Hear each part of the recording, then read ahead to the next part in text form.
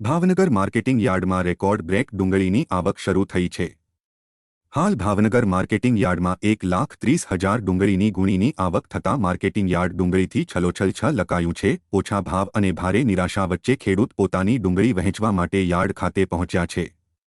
Bhavnagar marketing યાર્ડમાં હરાજી દરમિયાન ખેડૂતોને 150થી 300 રૂપિયા જેટલો ભાવ મળી રહ્યો છે। ડુંગળીની સિઝન ટાણે જ નિકાસબંધીની અસરથી ડુંગળીના ભાવ તળિયે બેસી ગયા છે।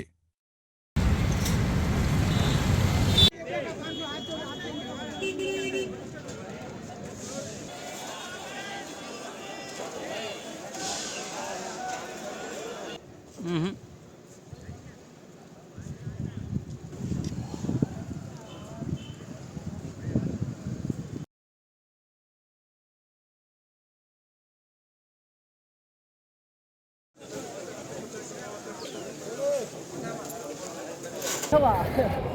我俩有听到了。